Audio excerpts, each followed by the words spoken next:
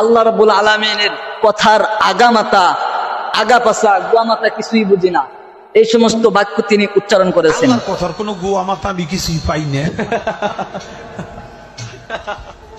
মাথা কোনটা গোয়া কোনটা এটা আমি পাই না। এক মুখে যে দুই কথা কয়, হ্যাঁ মুখ কয় না হুক কয়।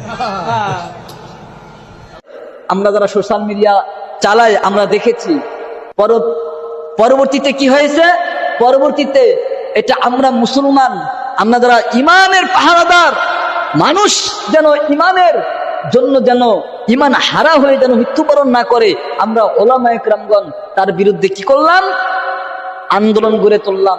যার ফলে আমরা দেখেছি আজ নাকি কাল তাকে গ্রেফতার করা হয়েছে। যিনি এই সমস্ত কথা বলেছেন তারা তো শাস্তি হওয়ার দরকার। আমরা আমাদের জায়গা থেকে আমাদের ইমানি শক্তি থেকে আমরা বলি এই ব্যক্তিটা নয়, আল্লাহ রাব্বুল আলামিনের কাছে তওবা করুক।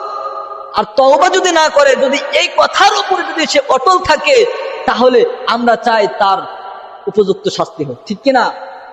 আমরা একমত প্রত্যেকটা মুসলমান। কিন্তু আমাদের দেশে দেখবেন অনেক বাউল শিল্পীরা এই সমস্ত, শুধু তাই নয়, আরেকটা পাগলা আছে আনোয়ার পাগলা অনবরত সব সময় আলেমদের বিরুদ্ধে লেগে থাকে। আমাদের মানিকগঞ্জের একটা আছে না, এই মহিলা শিল্পী মমতাজ, সেও আলেমদের বিপক্ষে কথা বলছে। আজকে তার স্থান কোথায় গেছে দেখছেন, চিন্তা করতে পারছেন? তাহলে মানুষ উঠতে অনেক সময় লাগে, বড় হইতে অনেক সময় লাগে, কিন্তু সেখান থেকে পড়তে বিন্দু পরিমাণ সময় লাগে না, ঠিক কিনা?